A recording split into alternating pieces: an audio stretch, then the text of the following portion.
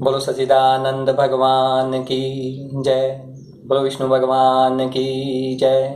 बोलो वृंदावन बिहारी लाल की जय। जय जय श्री राधे, जय जय श्री राधे।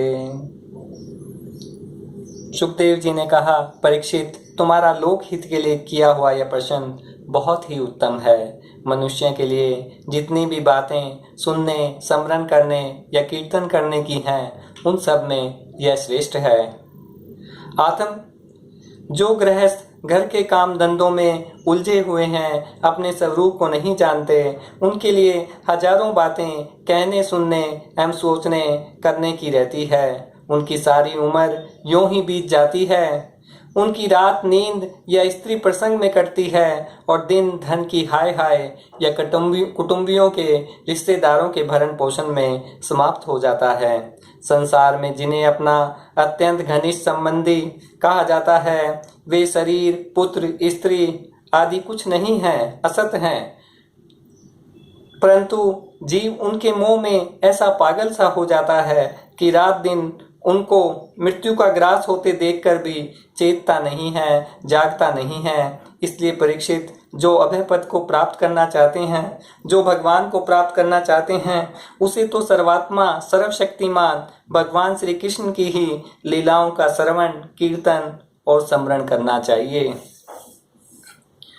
मनुष्य जन्म का यही इतना ही लाभ है कि चाहे जैसे हो, ज्ञान से, भक्ति से अथवा अपने धर्म की निष्ठा से जीवन को ऐसा बना लिया जाए कि मृत्यु के समय भगवान की स्मृति अवश्य बनी रहे, मृत्यु के समय भगवान की याद अवश्य बनी रहे। द्वापर के अंत में इस श्रीमद् भागवत नाम के महापुराण का अपने पिता श्री कृष्ण द्वैपायन से मैंने अध्ययन किया था। राजऋषि, मेरी निर्गुण स्वरूप परमात्मा में पूर्ण निष्ठा है। मेरी निर्गुण स्वरूप परमात्मा, सुखदेव जी ने कहा, मेरी निर्गुण स्वरूप परमात्मा में पूर्ण निष्ठा है, फिर भी भगवान श्री कृष्ण की मधुर लीलाओं ने मेरे हृदय को अपनी ओर आकर्षित कर लिया।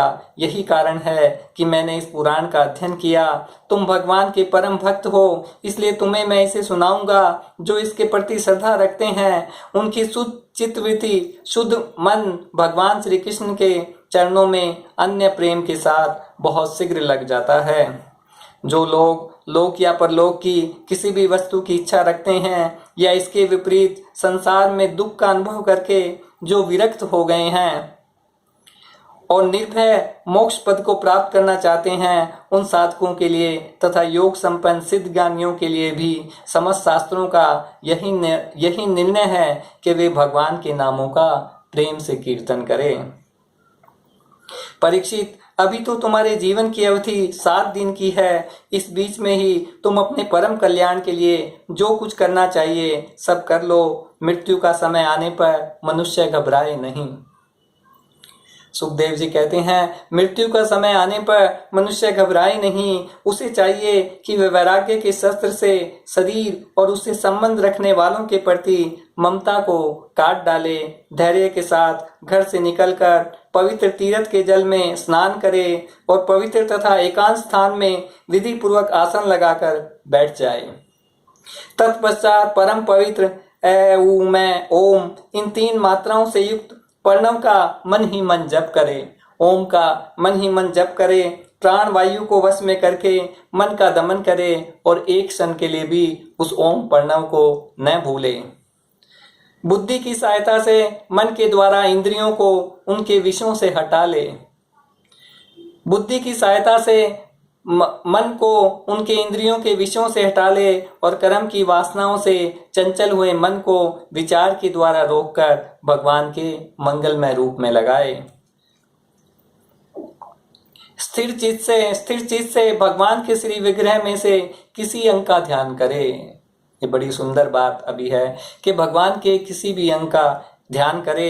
इस प्रकार एक एक अंग का ध्यान करते करते विषय वासना से रहित मन को पूर्ण रूप भगवान में ऐसा तल्लीन कर दे कि फिर किसी विषय का चिंतन ही न हो। अक्सर लोगों को ये होता है कि भगवान की पूजा में मन नहीं लगता, तो मन को लगाना पड़ता है, मन किसी का नहीं लगता। तो भागवत में यही लिखा है कि मन को भगवान के किसी अंग में लगा ले और एक एक करके सब अंगों में लगाए। ऐसे नहीं कि आज भगवान के चरणों का ध्यान कर लिया, फिर कल मनुष्य भगवान के हृदय कमल का ध्यान कर लिया, फिर मुख का ध्यान कर लिया। अब देखिए इसमें यही लिखा है कि स्थिर चीज से भगवान के श्री विग्रह में किसी एक का अंग ध्यान करे। इस प्रकार एक एक अंग का ध्यान करते करते विषय वासना से रहित मन को पूर्ण काम से भगवान में ऐसा तल्लीन कर दे कि फिर किसी विषय का चिंतन ही न हो।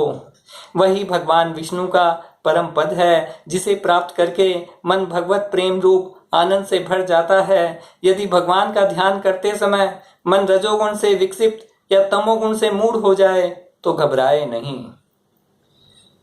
धैर्य के साथ योग धारणा के द्वारा उसे वश में करना चाहिए, क्योंकि धारणा उन दोनों गुणों के दोष को मिटा देती है। धारणा भगवान का कोई रूप का ध्यान करना ही धारणा है। बोले धारणा उन दोनों गुणों के दोष को मिटा देती है। धारणा स्थिर हो जाने पर ध्यान में जब योगी अपने परम मंगल में आश्रय भगवान को देखता है, तब उसे तुरंत ही भक्ति योग की प्राप्ति हो जाती है। परीक्षित ने पूछा, धारणा किस साधन में, किस वस्तु में किस प्रकार की जाती है और उसका क्या स्वरूप माना गया है, जो शीघ्र ही मनुष्य के मन का मैल मिटा देती है? जो शीघ्र ही मनुष्य के मन का मैल मिटा देती है। सुखदेव जी ने कहा, परीक्षित, आसन, श्वास, आसक्ति और इंद्रियों पर विजय प्राप्त करके फिर बुद्धि के द्वारा मन को भगवान के स्थूल रूप में लगाना चाहिए। मन को भगवान के स्थूल रूप में लगाना चाहिए। यह कार्य रूप संपूर्ण विश्व जो कुछ कभी था यह होगा, सबका सब जिसमें दिख पड़ता है, वही भगवान का स्थूल से स्थूल और विराट शरीर है। यह जगत में जो कुछ भी है वह सब भगवान का ही विराट शरीर है। जल, अग्नि, वायु, आकाश, अहंकार, महत्व तत्व और प्रकृति, इन 7 आवरणों से घिरे हुए इस ब्रह्मांड विराट में, ब्रह्मांड शरीर में जो विराट पुरुष भगवान हैं, वे ही धारणा के आश्रय हैं। उन्हीं की धारणा की जाती है। बोले जो विराट पुरुष हैं, जिससे ये सारी पृथ्वी व्याप्त है, उन्हीं की धारणा की जाती है। ज्ञानी पुरुष उनका इस प्रकार वर्णन करते हैं। देखिए अब भगवान के स्थूल शरीर का वर्णन है, ध्यान देकर सुने। ज्ञानी पुरुष इस प्रकार वर्णन करते हैं, पाताल विराट पुरुष के तलवे हैं, उनकी एड़ियां और पंजे रसातल है, और दोनों गुल्फ एड़ियों के ऊपर की गांठें महातल हैं, उनके पैरों के पिंडे तलातल हैं। विश्व मूर्ति भगवान के दोनों घुटने सूतल हैं, जांघें वितल और अतल हैं, पेड़ू भूतल है। बोलते हैं इस पृथ्वी के नीचे 7 तल हैं, 7 और पृथ्वी हैं, 7 तल बोलते हैं। उनमें सबसे नीचे जो है वो पाताल है, वो भगवान विराट पुरुष के तलवे हैं। उनकी एड़ियां पंजे रसातल हैं, और दोनों गुल्फ एड़ी के ऊपर की जो गांठें रहती हैं वो महातल हैं। उनके पैर के पिंडे जो पिंडलियां बोलते हैं वो तलातल हैं, और उनके दोनों घुटने सूतल हैं। इनका आगे में और वर्णन आएगा कि कौन से तल में क्या है। जांघें वीतल और अतल हैं, और पेड़ू जो पेट है वो भूतल है, और परीक्षित उनके नाभि स्वरूप को ही आकाश कहते हैं। उनकी जो नाभि है वो ही भगवान की जो नाभि है वो आकाश है। अब आदि पुरुष परमात्मा की छाती को स्वर्ग लोक, गले को महर लोक, मुख को जान लोक, ललाट को तपोलोक कहते हैं। इन सब लोक का आगे में पूरा विवरण आएगा। उन सहस्र सिर वाले भगवान का मस्तक समूह ही सत्यलोक है। इंद्र आदि देवता उनकी भुजाएं हैं। विराट स्वरूप में देखिए जो सारी सृष्टि है वो इस विराट स्वरूप में है, ध्यान से सुने। इंद्र आदि देवता उनकी भुजाएं हैं, दिशाएं कान हैं, और शब्द जो है वो सर्वणेंद्रिय है, सर्वणेंद्रिय जिससे हम सुनते हैं। दोनों अश्विनी कुमार उनकी नासिका के छिद्र हैं। दोनों अश्विनी कुमार जो अश्विनी कुमार देवता हैं वो दोनों नाक के छिद्र हैं। गंध घ्राण इंद्रिय है, गंध जो है वो जिससे हम सूंघते हैं वो घ्राण इंद्रिय है। और धधकती हुई आग उनका मुख है। धधकती हुई अग्नि जो है वो भगवान का मुख है। भगवान विष्णु के नेत्र अंतरिक्ष हैं, और उनमें देखने की शक्ति सूर्य है। सूर्य की शक्ति से ही प्रत्येक मनुष्य देखता है। बोले जो अंतरिक्ष में सूर्य जो है वो भगवान की देखने की शक्ति है। दोनों पलकें रात और दिन है, उनका भूविलास ब्रह्मलोक है। तालु तल है, तालु तालु जो है वो, तालु जो है वो जल है, और जीवा जो है वो रस रस है, रस रस नेन्द्रिय है। वेदों को भगवान का ब्रह्मरंध्र कहते हैं और यम को दाढ़ें।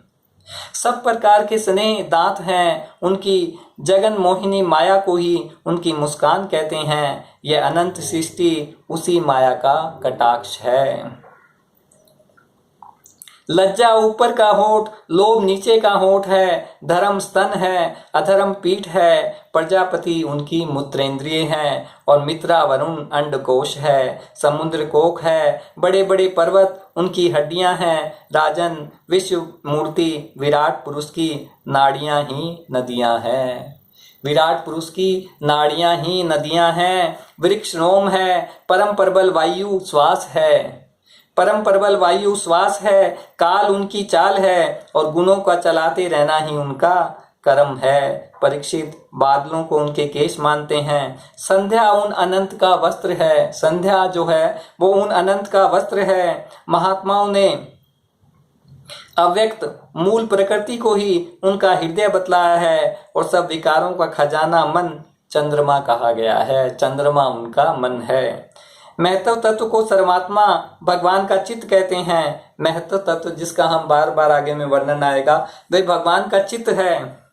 रुद्र उनके अहंकार कहे गए हैं। घोड़े खच्चर खूं ऊंट और हाथी उनके नख हैं। वन में रहने वाले सारे मृग और पशु उनके कटी प्रदेश में स्थित हैं। तरह तरह के पक्षी उनकी अद्भुत रचना कौशल है। सवायंभू मनु, मनु उनकी बुद्धि है। मनु की संतान मनुष्य उनके निवास स्थान है। गंधर्व विद्याधरण चारण और अप्सराएं उनके सवरों की समृद्धि है। दैत्य उनके वीर्य हैं। ब्राह्मण मुख क्षत्रिय भुजाएं, ब्राह्मण जो है वो भगवान के मुख से पैदा हुए हैं।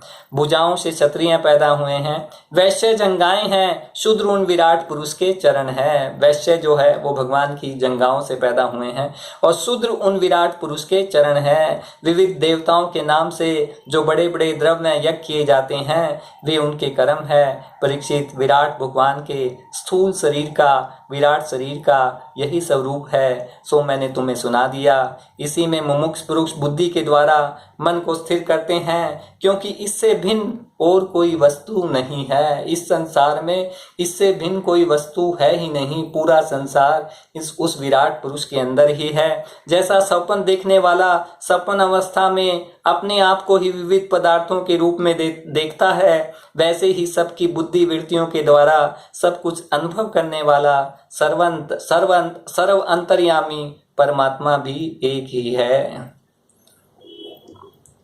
उन सत्य स्वरूप आनंद निधि भगवान का ही भजन करना चाहिए।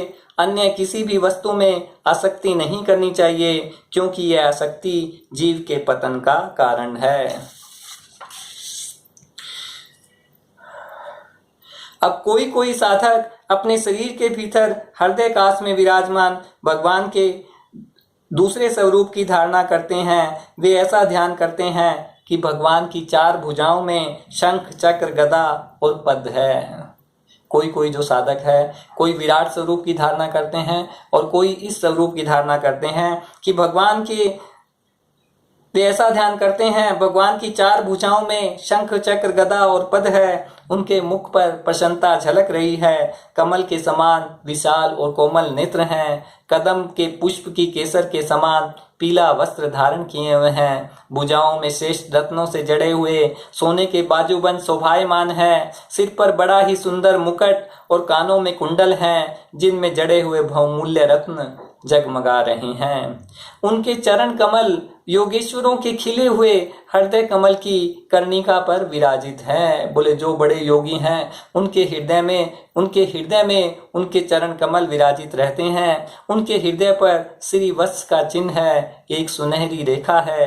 गले में कौस्तुभ मणि लटक रही है। वक्षस्थल कभी न कुमलाने वाली, कभी न मुरझाने वाली वनमाला से घिरा हुआ है। वे कमर में करधनी, उंगलियों में बहुमूल्य अंगूठी, चरणों में नुपुर, हाथों में कंगन आदि आभूषण धारण किए हुए हैं। उनके बालों की लटें बहुत चिकनी, निर्मल, घुंघराली और नीली है। उनका मुख कमल मंद मंद मुस्कान से खिल रहा है। लीलापूर्ण उन्मुक्त हास्य और चितवन से शोभायमान बोहों के द्वारा वे भक्त जनों पर अनंत अनुग्रह की वर्षा कर रहे हैं। वो अपनी तिरछी चितवन से दर्शकों पर अनंत अनुग्रह की कृपा की वर्षा कर रहे हैं। जब तक मन इस धारणा के द्वारा स्थिर न हो जाए, तब तक बार बार इन चिंतन स्वरूप भगवान को देखते रहने की चेष्टा करनी चाहिए। मन में ऐसी देखते रहना चाहिए कि भगवान ऐसे मेरे हृदय में विराजमान है। भगवान के चरण कमलों से लेकर उनके मुस्कान युक्त मुख कमल पर्यंत समस्त अंगों की एक एक करके बुद्धि के द्वारा धारणा करनी चाहिए। बुद्धि के द्वारा मन में यह ध्यान लगाना चाहिए, चरण कमलों से लेकर एक एक अंग की, मुख तक एक एक अंग की ध्यान करना चाहिए। जब एक अंग का ध्यान ठीक ठीक होने लगे, तब उसे छोड़कर दूसरे अंग का ध्यान करना चाहिए। जब एक अंग का ध्यान एकदम परिपक्व हो जाए, आंखें बंद करते ही वो अंग पूरा साफ दिखने लगे, तब दूसरे अंग का ध्यान करना चाहिए। ये विश्वेश्वर भगवान दृश्य नहीं, दृष्टा हैं। सगुण निर्गुण सब इन्हीं का स्वरूप है। इसलिए इनमें अन्य प्रेम में भक्ति योग न हो जाए, तब तक साधक को नित्य नैमित्तिक नित्य कर्मों के बाद एकाग्रता से भगवान के उपयुक्त स्थूल रूप का ही चिंतन करना चाहिए। परीक्षित, जब योगी पुरुष इस मनुष्य लोक को छोड़ना चाहे, तब देश और काल में मन को न लगाए, सुखपूर्वक स्थिर आसन से बैठकर प्राणों को जीतकर मन में इंद्रियों का संयम करे।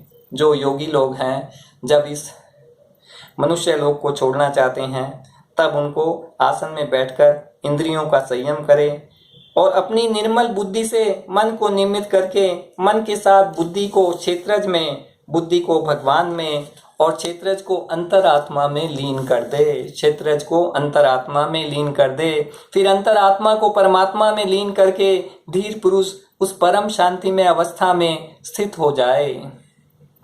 फिर उसके लिए कोई कर्तव्य शेष नहीं रहता। इस अवस्था में सत्वगुण भी नहीं है, फिर रजोगुण और तमोगुण की तो बात ही क्या है।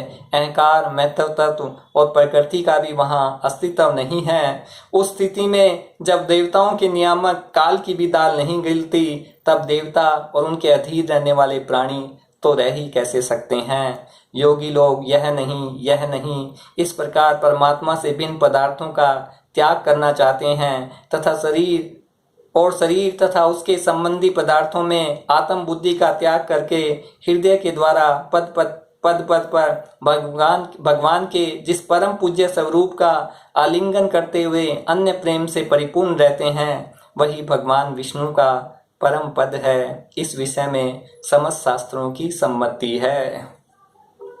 बोले योगी लोग जो हैं, अपनी बुद्धि के द्वारा प्रत्येक चीज के द्वारा ये भी भगवान नहीं है, ये भी भगवान नहीं है, पद पद पे उनका त्याग करते रहते हैं, वस्तुओं का त्याग करते रहते हैं और जिसका आलिंगन करते हैं वह भगवान का परिपूर्ण रूप है। आलिंगन करते हुए प्रेम से परिपूर्ण रहते हैं, वही भगवान विष्णु का परम पद है।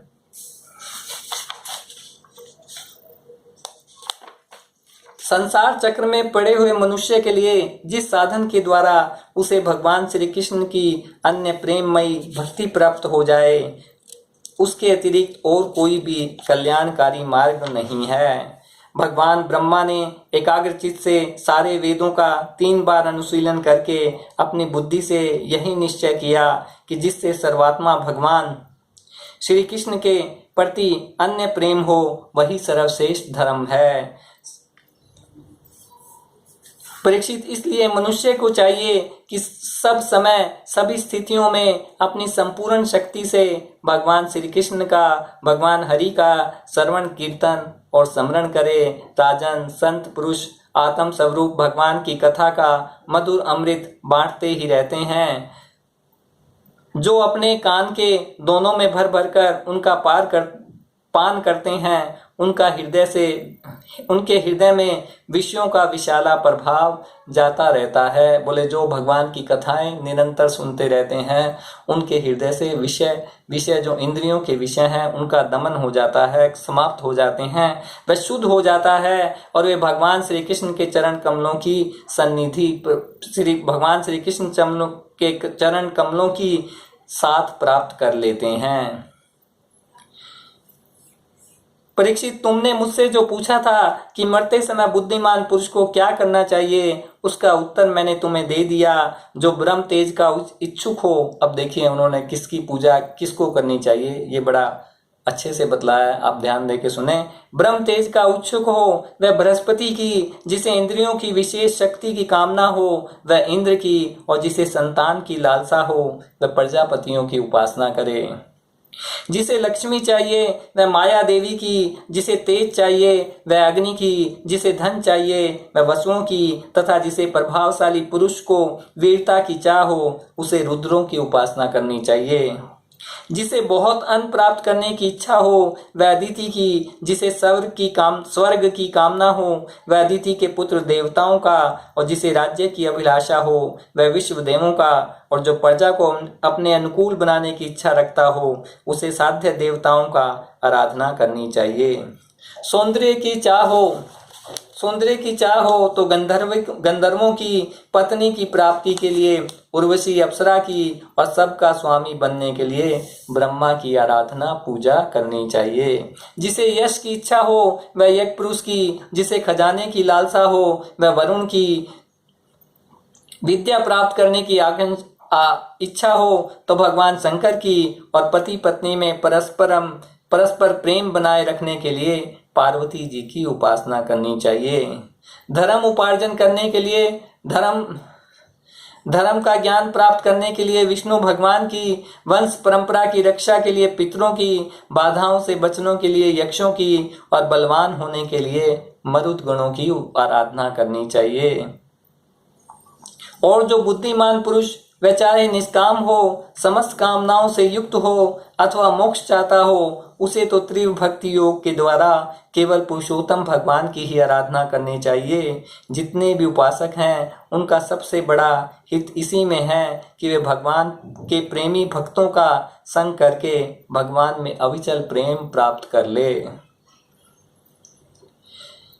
ऐसे पुरुषों के सत्संग में जो भगवान की लीलाएं कथाएं होती हैं उनसे उस दुर्लभ ज्ञान की प्राप्ति होती है जिससे हृदय शुद्ध होकर आनंद का अनुभव होने लगता है। इंद्रियों के विषयों में आसक्ति नहीं रहती। मोक्ष का सर्वसम्मत मार्ग भक्ति योग प्राप्त हो जाता है। भगवान की ऐसी रसमयी कथाओं का चस्का लग जाने पर भला कौन ऐसा है जो उनसे प्रेम न करे।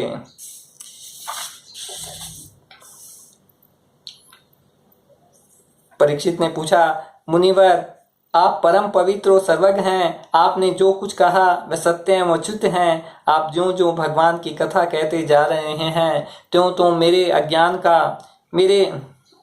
अज्ञान का पर्दा फटता जा रहा है। मैं आपसे फिर भी यह जानना चाहता हूँ कि भगवान अपनी माया से इस संसार की सृष्टि कैसे करते हैं। पहले भगवान के विराट पुरुष का विवरण आया था, अब बोले भगवान इस संसार की सृष्टि कैसे करते हैं। इस संसार की रचना तो इतनी रहस्यमय है कि ब्रह्मादि समर्थ लोकपाल भी इसके समझने में भूल कर बैठते हैं। भगवान कैसे इस विश्व की रक्षा और फिर संहार करते हैं। अनंत शक्ति परमात्मा किन किन शक्तियों का आश्रय लेकर अपने आप को ही खिलौने बनाकर खेलते हैं। वे बच्चों के बनाए हुए घरौंदों की तरह ब्रह्मांडों को कैसे बचाते हैं और किस प्रकार बात ही बात में मिटा देते हैं। भगवान श्री हरि की लीलाएं बड़ी ही अद्भुत हैं। इसमें संदेह नहीं कि बड़े बड़े विद्वानों के लिए भी उनकी लीला का रहस्य समझना अत्यंत कठिन प्रतीत होता है। भगवान तो अकेले ही हैं। वे बहुत से कर्म करने के लिए पुरुष रूप में प्रकृति के विभिन्न गुणों को एक साथ ही धारण करते हैं अथवा अनेकों अवतार ग्रहण करके उन्हें कर्म से धारण करते हैं। मुनिवर आप वेद और ब्रह्म तत्व दोनों के पूर्ण मर्मज्ञ हैं, इसलिए मेरे इस संदेह का निवारण कीजिए।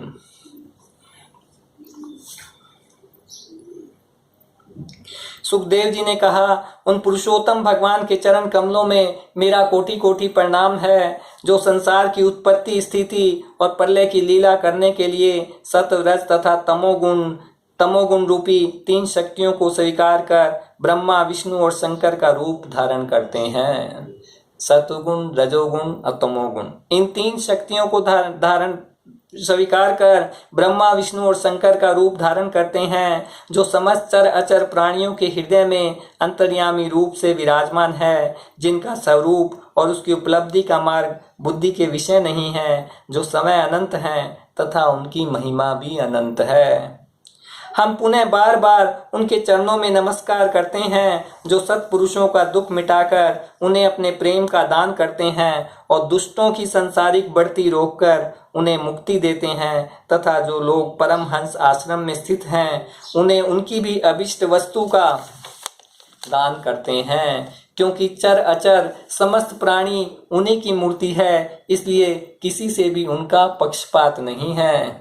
बोले भगवान का किसी से पक्षपात नहीं है, क्योंकि जो कुछ है सब उन्हीं का बनाया हुआ है। जो बड़े ही भक्त वत्सल हैं और जो हठ पूर्वक भक्तिहीन साधन करने वाले लोग, जिनकी छाया भी नहीं छू सकते, उनके समान भी किसी का ऐश्वर्य नहीं है, फिर उससे अधिक तो हो ही कैसे सकता है। तथा ऐसे ऐश्वर्य से युक्त जो निरंतर ब्रह्म स्वरूप अपने धाम में विहार करते रहते हैं, उन भगवान श्री कृष्ण को मैं बार बार नमस्कार करता हूँ, जिनका कीर्तन, स्मरण, दर्शन, वंदन, श्रवण और पूजन जीवों के पापों को तत्काल नष्ट कर देता है। उन पुण्य कीर्ति भगवान श्री कृष्ण को मेरा बार बार नमस्कार है।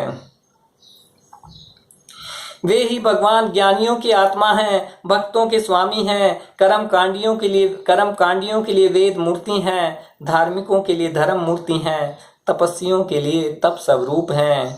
ब्रह्मा, शंकर आदि बड़े बड़े देवता भी अपने शुद्ध हृदय से उनके स्वरूप का चिंतन करते और आश्चर्यचकित होकर देखते रहते हैं। वे मुझ पर अपने अनुग्रह की, अपनी कृपा की, प्रसाद की वर्षा करें।